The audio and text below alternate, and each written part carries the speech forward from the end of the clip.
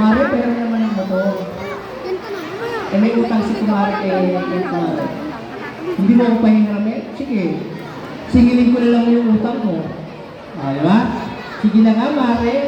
Mare, balik mo lang sa tamang oras, ha? Kasi gagamitin pa yan ng mister ko, eh. Hiniram mo yan. Etong siya ng hiram, meron ding tao na hindi niya rin kayang pahindihan. Oo. Sabi nung Mare, pahiram mo kung din yung motor mo. At meron lang kaming bibili. Anong hiram na laki? Sabi nito sa kumari, sige, hindi kita gagalawin naman. Hindi ko nahiram. Okay. Ngayon, yung may-ari, yung actual na may-ari, wala nang alam. Diba? Wala nang alam ko sa nangyari. Diba? Oh. Hindi na niya alam na nagagamit na sa illegal. Magdi-deliver pala ng illegal drugs. Oh? Magdi-deliver ng illegal drugs. Puno-puno yung motor ng drugs. Sample lang, ha? Puno-puno ng drugs. Ngayon, nakakita ng checkpoint.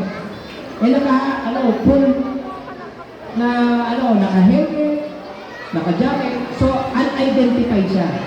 Unidentified. Ngayon, nakita nyo ng hiram, yung pangatlong ng hiram, bumerta nyo. Nagduda ngayon ang mga pulis. Bakit? Kung yan ay illegal, hindi yan tatakbo. Bakit hindi at bumalik? Maaaring may illegal. Hinabol ng pulis.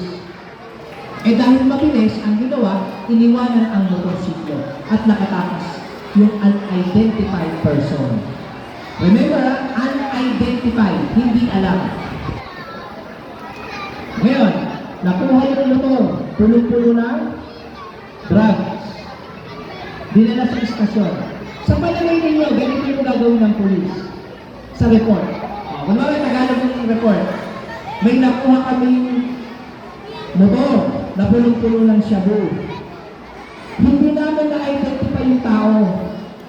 Ngayon, yung drugs ay aming kukumpiskahin at dadalhin sa PIDEA. Isusuran nyo namin sa PIDEA. At itong motorsiklo ay sasauli namin sa may-ari. Sa palagay nyo, ganun ang report? Hindi. Sasabihin yung judge, paano mo mareresolba yung kaso kung walang makakasuhan? Tama? Sasabihin ng mga magaling sa batas, kasuhan mo yung may-ari para lumabas. At ilagay nyo na ang presumption, ano yung ibig sabihin ng presumption? Ang inaakala ninyo na siya yung may dala. Kasi unidentified naman eh. And since sa kanya naman ang pangalan yan, ang presumption natin, o pagkakaakala natin, siya yung may dala. O sino yung na makakasuhan? I-verify ngayon sa LTO anong pangalan.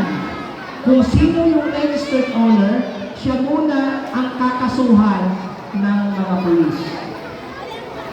Ito ngayon, nadating ng warrant of arrest. Sir, ma'am, kayo po ay hinuhuli namin. Saan po yun po? Nabuhalan po ng shabu yung sasakyan ninyo. Ay, hindi mo amin, hiniram mo yan. Dito papasok yung napapanood sa pelikula. Ano yung napapanood sa pelikula? Pag yung merong hinuhuli. Ha? Sa presinto mo na lang magpaliwanag. Posas ka muna, tulong ka muna. Sa presinto ka na lang magpaliwanag at dun ka nilitisin. Kasi may nakuha drugs eh. Malinaw na merong drugs na nakuha. Mali ba ang pulis? Okay. So, yung mga nakuhang illegal sa sasakyan, nakaano yun sa may-ari.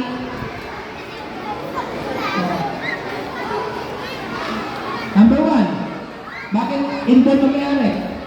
Mayroong part doon ng negligence. Papalagay nila na hindi na yung may-ari. Nag-swerve siya. Sir, hindi po ako yan. Pero after 3 years pa.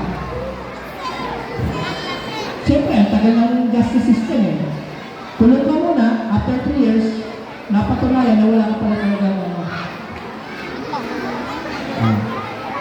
Yan. Sasabihin sa'yo, magbunyi ka kasi laya ka na. Hindi pala ikaw talaga yung may dala. Kaya lang, meron ka pa rin kasalanan. Hindi ka naging maingat sa pagpapahiram ng sasakyan. Kaya ka nadamay. Hindi ka naging